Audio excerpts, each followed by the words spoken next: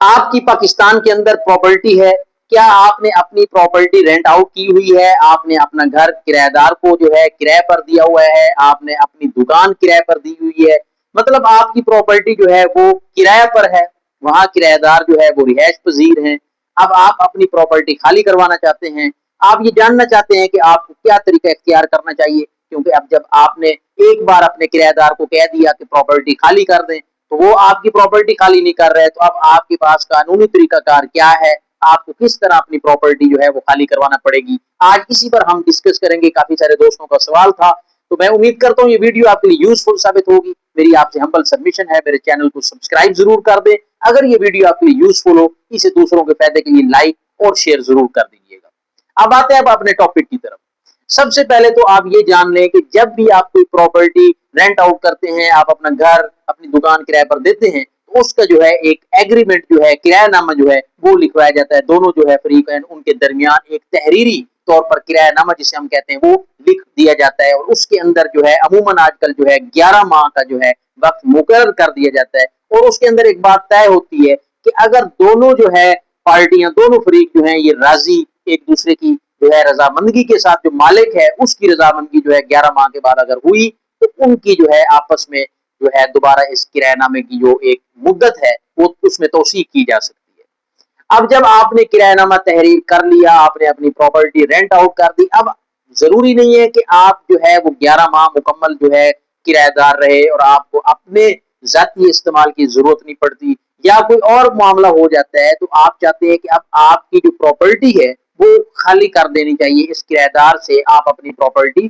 खाली करवाना चाहते हैं, उसके कौन से ग्राउंड्स हैं। अब मैं अगर पंजाब रेंटेड परमिसेस एक्ट 2009 की बात करूं, तो एक जो चीज आप देखें, मालिक और किराएदार के दरमियान एक कानूनी रिश्ता कायम हो जाता है। अब अगर आप कहते हैं कि हमने प्रॉपर्टी खाली करवानी है, तो ये चंद एक ग्राउंड्स हैं, वजूहात हैं, उसकी बुनियाद पर आप अपनी प्रॉपर्टी खाली करवाने के लिए रेंट ट्रिब्यूनल में आप जा सकते हैं, अपनी एप्लीकेशन फाइल कर सकते हैं, अपना केस वहां पर लगवा सकते हैं। अब उसमें सबसे पहले तो अगर तो मालिक को अगर अपनी प्रॉपर्टी अपने जाती इस्तेमाल के लिए वापस चाहिए, तो वो किराएदार को ये बता सकता है कि मुझे ये प्रॉपर्टी अपने जाती इस्तेमाल के लिए, अपनी जाती जरूरत के लिए खाली करवानी है, लिहाजा मेरी प्रॉपर्टी जो है आप खाली कर दें।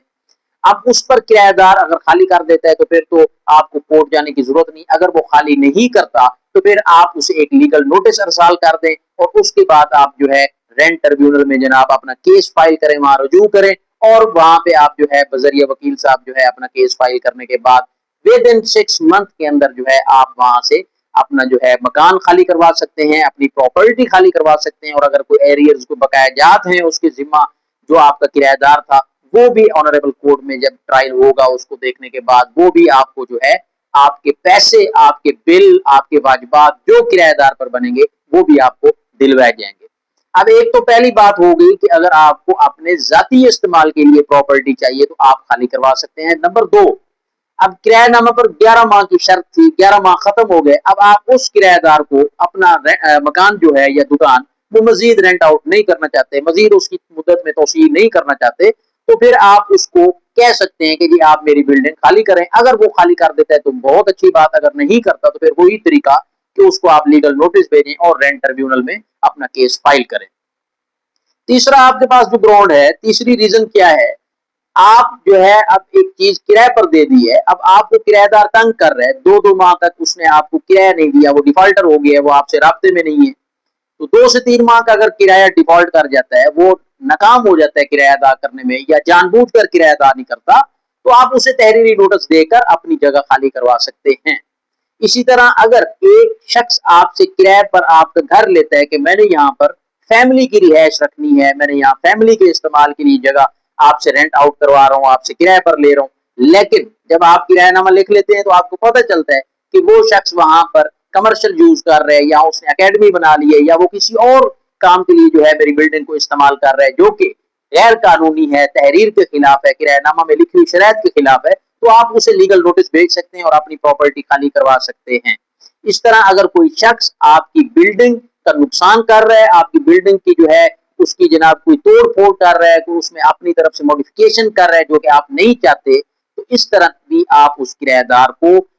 روک سکتے ہیں. اگر آپ پراپرٹی اس بنیاد پر خالی کروانا چاہتے ہیں تو آپ اس کو لیگل نوٹس ارسال کر سکتے ہیں اور اسے کہہ سکتے ہیں کہ آپ کی property with in 15 days with in 1 month جو ہے خالی کر دے. اگر پھر بھی وہ آپ کی پراپرٹی خالی نہیں کرتا تو آپ اپنے متعلقہ شہر کے اندر رینٹ ٹریبیونل میں جا کر اپنا کیس فائل کریں. اور یہ ایک سمری ٹرائل ہوتا ہے, ود ان 6 month جو ہے اس نے جو ہے ختم ہونا ہوتا ہے, اور اس میں جو ہے مالک جو ہے پراپرٹی کا اس کو ہر صورت میں جو ہے پراپرٹی کا قبضہ بھی واپس دلوایا جاتا ہے. اور اگر کوئی بقایا جات, کوئی کرایہ, کسی بھی مد میں کوئی بقایا جات اگر اس کرایہ دار پر بنتے ہوں تو جیسے وہ ٹرائل کمپلیٹ ہوتا ہے, آپ نے ایویڈنس دینی ہے, آپ نے ثابت کرنا ہے, تو اس کے بعد وہ آپ کو پیسے, آپ کو رقم بھی کرایہ دار سے دلوائی جاتی ہے. آئی ہوپ دیٹ کہ یہ ویڈیو آپ کے لیے یوزفل ثابت ہوگی. آپ کا کسی قسم کا کوئی کوشچن ہو, کوئی سوال, تو آپ کمنٹ کر سکتے ہیں. انشاءاللہ میں اس کا جواب دینے کی کوشش کروں گا.